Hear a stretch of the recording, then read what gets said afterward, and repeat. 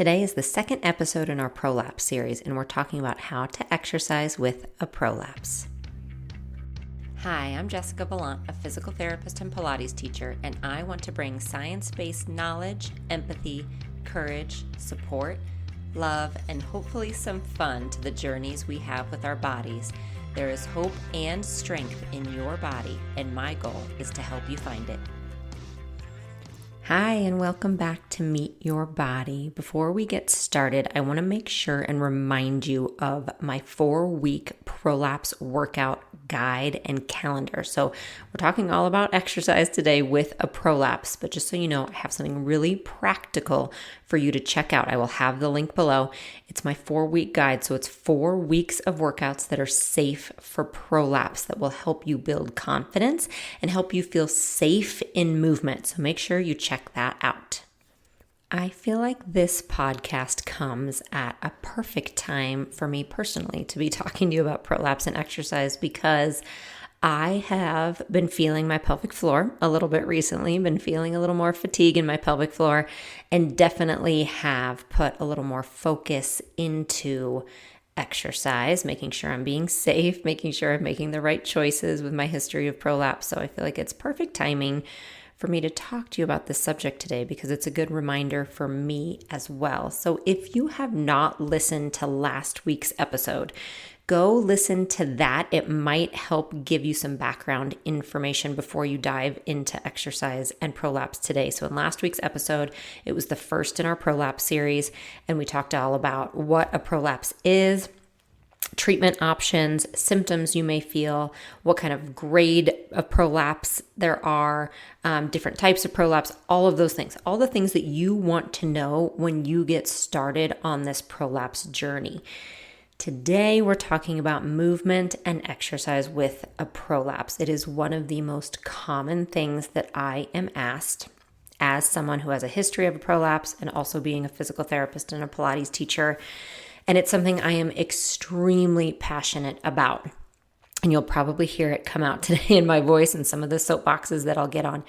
But it's a really important topic, and I cannot wait to dive in today.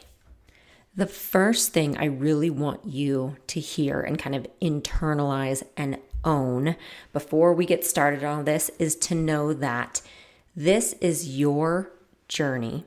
It is your body.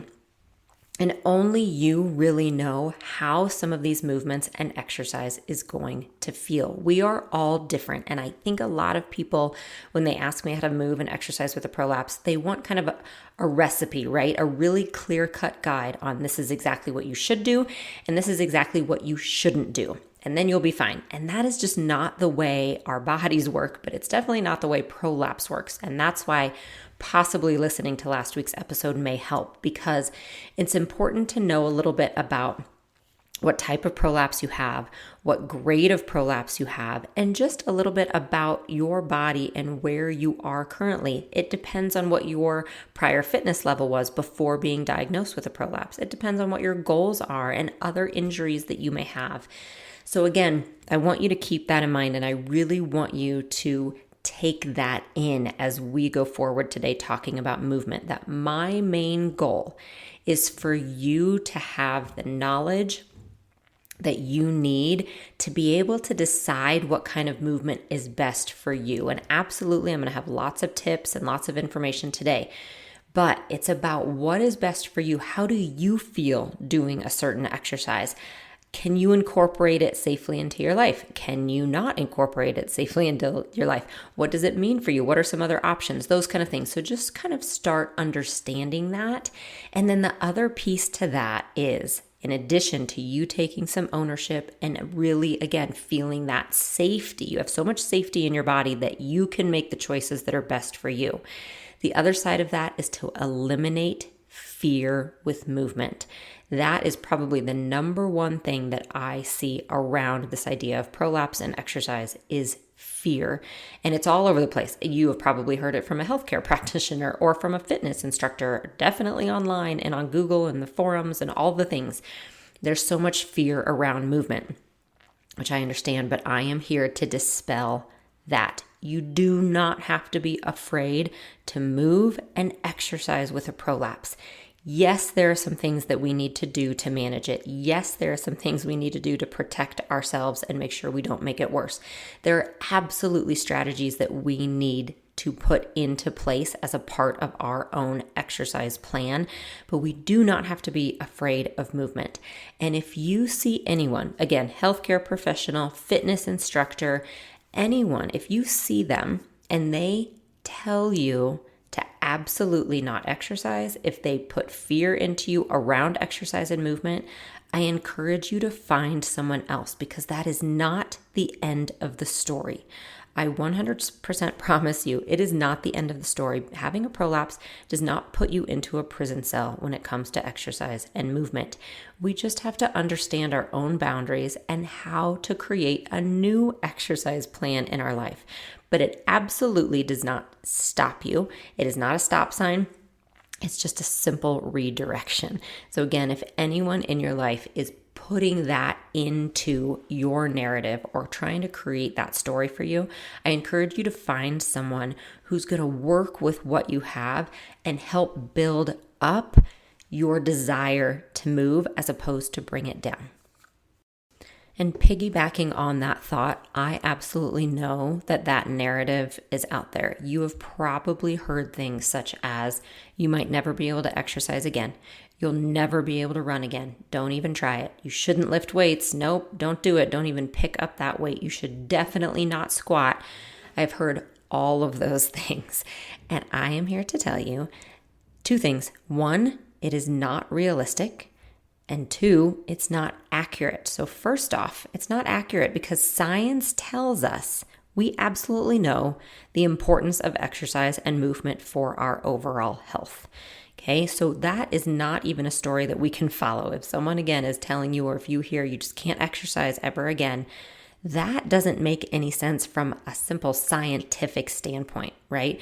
We know for our brains, for our bones, for our muscles, for our balance, for our mental health, for our strength and our muscle mass, for osteoporosis, for fall prevention and injury prevention, for longevity of life, we need to exercise. Okay, so simply saying I can never exercise again is not the right path to take. So that's first. Secondly, it's not realistic because life includes movement. Life includes squatting. You do a squat every time you get on and off the toilet. You do a squat every time you get on and off a couch. You do a lunge every time you get on and off the floor. So again, if someone's telling you you can never squat again, okay, and that's one I hear very commonly, don't ever squat again. If someone tells you that, they're doing you a disservice because you need to be able to squat safely to get on and off the toilet safely. So we want to teach you how to do those skills. We want to strengthen your legs. We want to mobilize your spine, all the things that actually make up a really healthy squat. Those are the things I want to work on for you. Those are the things I want you to have so that you are safe doing all the things in life you want to do. Being independent, hiking, carrying those loads of laundry up and down the stairs, carrying mulch when you're gardening on the weekend, going for hikes, lifting the car seat, lifting your toddler. I understand all those things. That's what I was faced with. I was diagnosed with a prolapse immediately after the birth of our first daughter. I had to learn how to carry her, carry a car seat, and then after our second child, carry him and a car seat. And I wasn't willing to say, no, I'll never do that again. And that's what really put me on the path of learning how to exercise safely and feel in control. I didn't want to feel out of control of my life. And I wanted to be able to do these things that I felt like I should be able to do. I wasn't asking to run a marathon. I was simply asking to lift up my 2-year-old when she wanted to be in my arms. And that's what I want for you too. I want you again to have control in your life, to feel safe, and to have the knowledge and power to make the decisions. So just know exercise is vitally important for our life, for our health, and life simply includes these movements. So we want to be able to do them safely. So I told you really my full story about prolapse in the last episode, and I've talked about it in numerous YouTube videos that I have. But when it comes to exercise, I'll kind of touch on those details. Again, I was diagnosed with prolapse after the birth of our daughter in 2013. And it was grade 3 and grade 4 off the bat. I was bulging immediately. And so it was pretty severe right off the bat. And I will be completely honest with you, which I am embarrassed to say at this point, but I didn't know any better, okay? 15 years of being a physical therapist and Pilates teacher at that time, and I knew nothing about a prolapse. I didn't even know what it was. I had to get on Google to diagnose myself because I didn't know. So I went to see my OB. He diagnosed me. He said, good luck.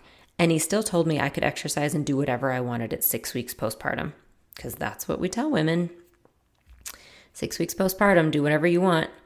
So at 6 weeks after giving birth, I thought that's what I should be doing, is whatever I wanted. I thought it was a failure if I wasn't able to move and exercise. So I remember not being able to leave the house for very long because I was nursing. But my husband would be at home with our daughter, and I'd be like, I'm going to be out on our street. And I would sprint up and down the street. It makes me hurt to think about it now. I was sprinting up and down our street at 6 weeks postpartum with a prolapse, a severe prolapse, because I didn't know any different. I did not know any different. And yes, there's pressure from social media and society and all the things, but I just didn't know any different. And I had no one telling me anything different. So did that cause my prolapse? No. Did I not help myself by doing that? Absolutely. And that's kind of where my exercise journey started. I started to change my activities a few months after that, when I realized really that it wasn't going away. When I saw a pelvic floor physical therapist who gave me at least a little guidance, when I started to learn more, I realized, gosh, I need to find a way to exercise that might look different than it did before.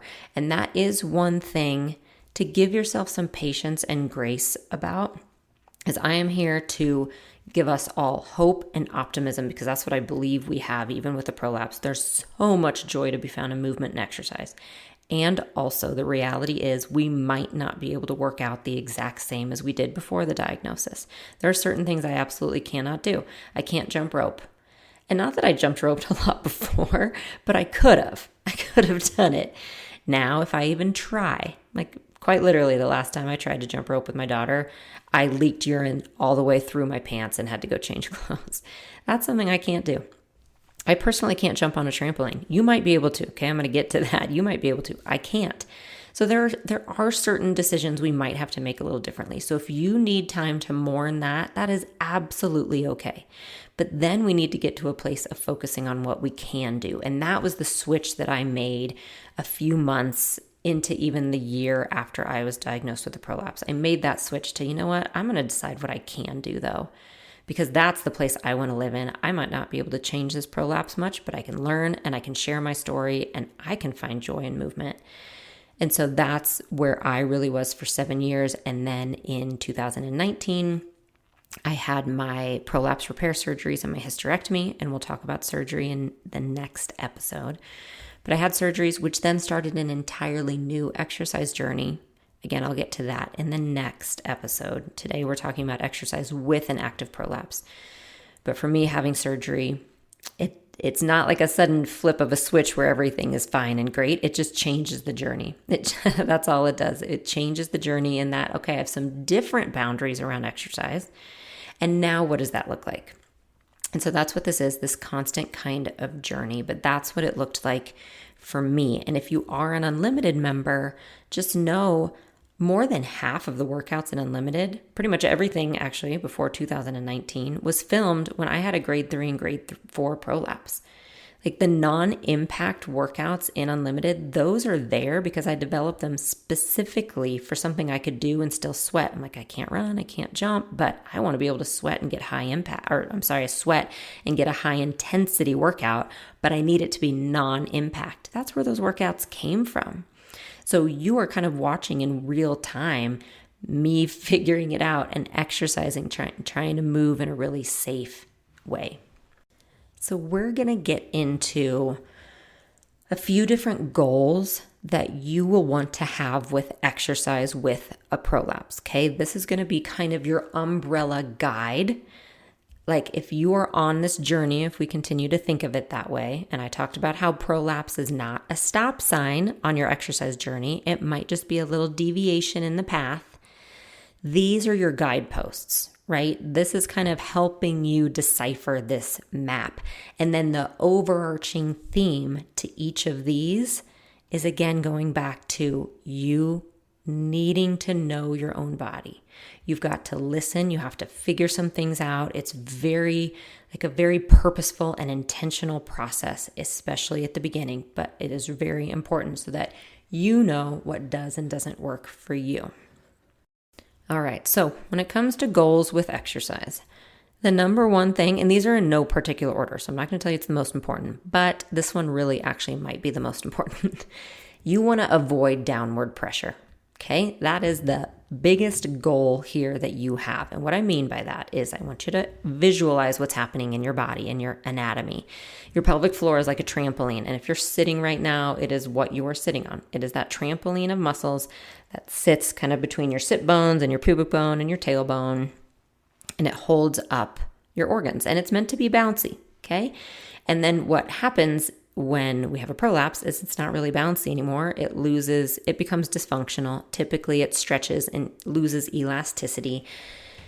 And so it's unable to hold up your pelvic floor organs as well. And that's where the prolapse comes in. Now, if you imagine your entire abdomen, this is kind of how I picture it. So I'm going to give you my visualization. Your entire abdomen is a balloon that's blown up with air, just a kid's balloon that's blown up with air, right? And typically what we want is to release that pressure, and we do it by kind of breathing. Like we'll exhale, we do it by certain movements and certain things and just ways that we live that we don't build up that pressure too much in that balloon. But what can happen sometimes is you do build up the pressure. And imagine squeezing that balloon. What happens if you kind of squeeze a balloon that's full of air, right? The middle squeezes in, but what happens to the top and the bottom? They squeeze up and down. So if you imagine squeezing kind of the middle of your abdomen and all of that pressure and air pushes down, then you are literally pushing your prolapse out more. That happens with any kind of what we call Valsalva maneuver, meaning let's say you're using the restroom, you're defecating, right? And you hold your breath and you're trying to push it out. That's going to cause a lot of pressure. Like you can make your prolapse worse. You can actually push it out farther by doing that. And there's a lot of things in life that can cause that. One is just holding your breath while you do an exercise or do a movement. But it can be any kind of exercise. And that's where the awareness has to come in, because it's not every type of exercise. It absolutely is not every type. But any kind of exercise could possibly cause downward pressure for certain people who are prone to that in that position. Meaning, I had to really pay attention, especially being a Pilates teacher. When I came back to teaching, there were some things that felt great and fine that everyone told me wouldn't, like you can never do ab work again. Well, a lot of the ab work actually felt fine to me because I was trained in how to do it. I never held my breath. I knew how to use lots of different muscles. I was able to do it effectively, so it wasn't a problem for me. But then there were some other moves on the reformer that I had to stay away from, that I never would have thought would cause that downward pressure. It was an arm exercise, but oh my gosh, did it feel bad. I didn't like it at all. And I just felt it down in my pelvic floor, my pubic bone, and I would never do it.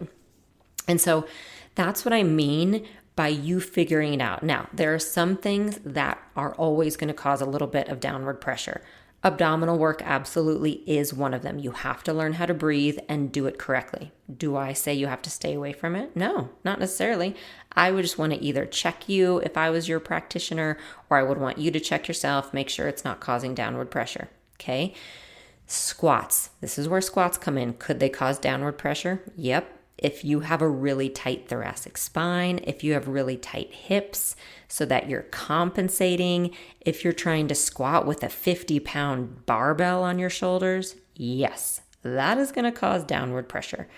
So we start by teaching you how to do a squat, or you learning how to do a squat without all that weight, right? We work on hip mobility. We work on mid-spine mobility. We work on all these things so that you can do a squat using the correct muscles, letting your pelvic floor work correctly.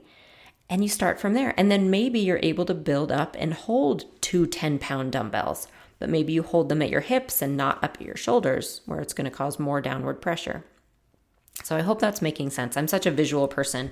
When I teach this in a workshop, I'm moving around and demonstrating, but hopefully you're kind of understanding at least, again, the point of it, which is you have to figure out how you feel when you do a certain exercise. And what you're trying to do especially is avoid any kind of pressure that's going to push down onto your pelvic floor and press those organs literally down more and cause more strain on your pelvic floor.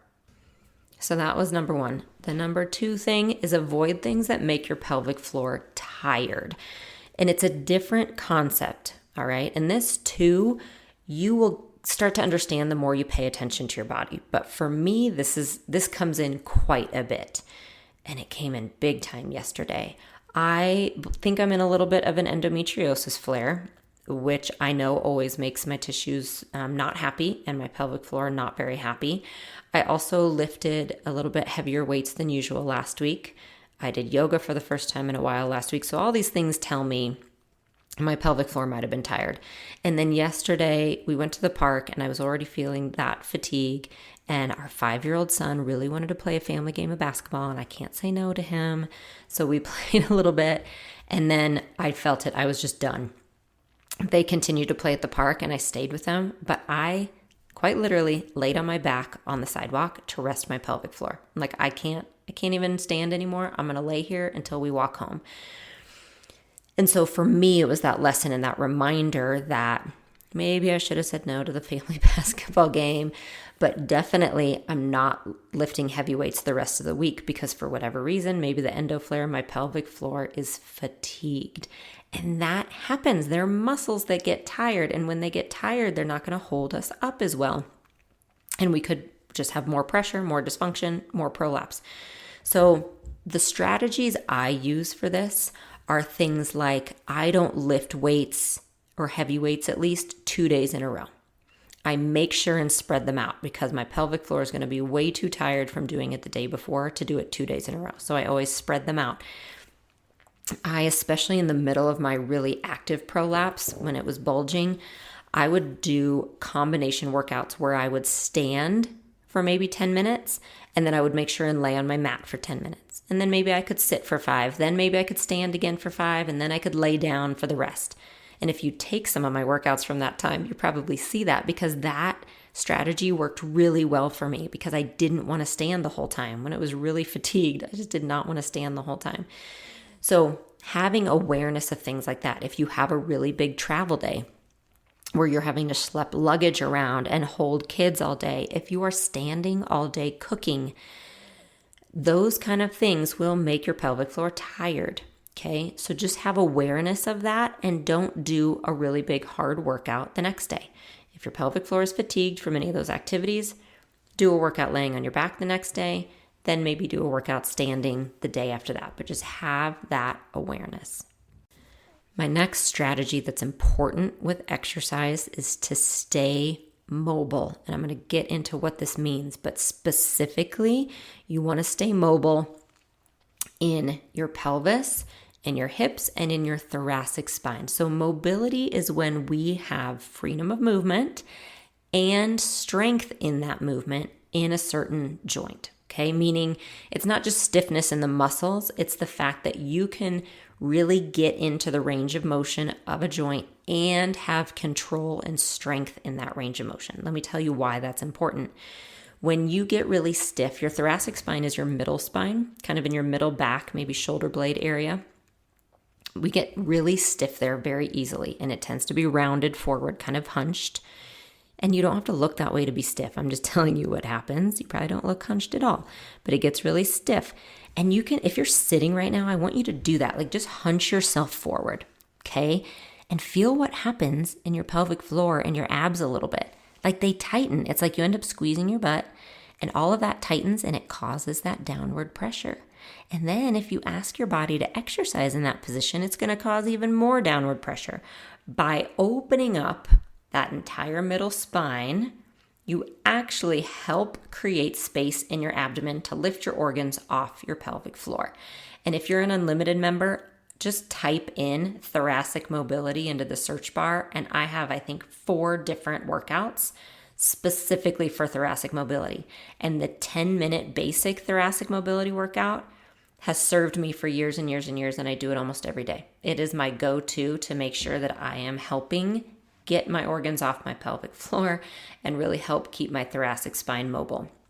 So mobility exercises, hips, thoracic spine, and pelvis are really important for that pelvic floor. In addition to that, the next step with our goals with exercise is staying strong in your hip muscles. Your hips support your pelvic floor, okay? If your hips are weak or imbalanced, the pelvic floor tends to kind of take over a little bit, and it compensates for that, and things can happen. And so we want the hips to be as strong as possible. And with that, strength means balance too. So I'm talking inner thigh, outer thigh, hip rotation, being able to stand on one leg with really good balance and working out on one leg versus both legs and rotating. Just a really good balanced program. Making sure that your hips stay strong is really important as well. Another guide to help you on this journey is to understand risk versus reward. Because I can't tell you where the reward comes for you. Again, every single person is different. Your reward might come from being able to take a Pilates class, or being able to go on a hike, or being able to be independent when you travel and carry your luggage, or whatever it is, right? For me, this is just an example. I was never a big runner, okay? So don't think that I had to leave running behind and I was all sad about it, because I wasn't really. I had run a half marathon though 6 months before giving birth to our daughter. And so the idea that I could never run again was a hard pill for me to swallow. And again, it wasn't because I was a regular runner all the time, but I mean, I was running enough, and it was in a little bit of a part of my lifestyle that I liked. And that was a tough one, but I had to admit that running made it worse every single time. And I tried with the pessary, I always tried, and it just always made it worse.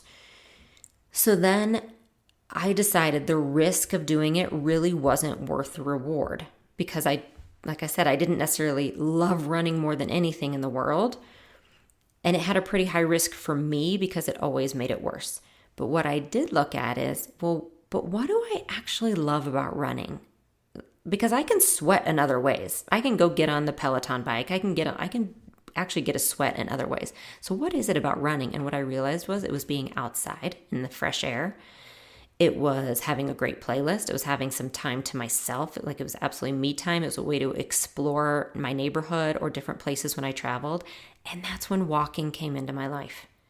Walking came in and served that hole. That became what served that for me. And no, it didn't get me to sweat. I found that in other ways. But again, you kind of have to look at that risk reward idea. Is this worth the risk? And sometimes it is, because I will tell you now, and if you guys follow me, you know this, I might not like to run most of the time, but I love my trail runs. There's one trail run in Hawaii that is just closer to my heart than just about any other movement that I do. And then I found one here in Denver that does the same thing. And I can't explain how good it is for me to do that for my body, mind, and soul. And trails are a lot easier on your pelvic floor. I will say that. Trails are a lot softer. So I have decided now, and with a lot of trial and error, I can do that about once a week, maybe twice if I'm having a good week. I can do that, and it's worth the reward with shorter risk. If I do it more than that, more than once or twice, I am definitely getting into higher risk, and it's not worth it because it's not good for my body. I can tell. So that's something only you know, okay? Because I wouldn't tell anyone to take away the one exercise that they love more than anything in the world. I don't believe that. I believe we can find a way, in some way, to incorporate most of the things that make us happy. And either it's kind of working through that risk-reward idea, or it's simply saying, you know what, I might not be able to do box jumps anymore or sprint on the treadmill anymore, but what is it about that I actually really do love, and how can I find a different way to get that? So that's an important thing to realize. And then on top of that, what we mentioned already, focusing on what you can do. That's what you have to do. And only you can make yourself do that. And I know it's hard. I know it's hard when there's information out there telling you otherwise. I know it's hard when you want to be doing what you were doing before. I know it's hard when prolapse comes as a part of the aging process and you have to face all these other things about why you have the prolapse and going through menopause. Like, I know that. There are times that I look at women who have given birth, whose body didn't break, and I wonder, gosh, what's that like? I wonder what that would be like. Because I don't know. I don't. Like, it is a world unknown to me to be able to give birth and come back to running marathons and not have had absolute surgery to stitch everything up to try to fix it just so I could run on the playground with my kids. Like, that's a world I don't know. But staying in that place doesn't help me. This is where I am. And I would go through it 100,000 million trillion times again to have my kids with me. I know that. So what am I upset about? I'm not. I'm so grateful. So I'm going to focus on what I can do. Sure, I'm not like those other women. Yep, my body broke. But that's okay because it's serving me pretty darn well. So I know what it's like to be in that place. And I feel like prolapse brings it up quite a bit. I think there's a lot of nuances around it, right? There's some shame, there's embarrassment, there's confusion, there's not clear guidance. It's hard to feel like anyone really understands. But really, there's so much you can still do. Your goals might be different. The way you get to your goals might be different. But you still have this body that you are in control of. You get to decide. So one decision to make starting today is to focus on what you can still do. So remember to put fear to the side. Remember that this is your body. Remember that, yes, it takes some work. Okay? You need to figure out how you feel moving in certain ways. And don't let fear stop you from trying it. Okay? Try a squat. Try one right after this and just see how it feels. Hold on to a chair. You don't have to hold any weights. Hold on to a chair and just see how it feels. And then go from there. Take the next move the next day. Write it down if you have to. Take notes. Really pay attention to how your body responds. And if you need guidance along the way, see a pelvic floor physical therapist. You can see me virtually for some consults to kind of help you on a journey going forward. Check out my 4-week Prolapse Safe workout calendar, whatever you need to really feel supported on this journey. And I am so excited to see where you go from here. Thanks as always for being here, and I'll talk to you soon. Thank you so much for joining me today on Meet Your Body. If you have a moment, please consider rating and reviewing this podcast as it helps us tremendously. For more resources and workouts, you can visit my website, jessicavalantpilates.com, or find me on YouTube or Instagram at Jessica Valant Pilates.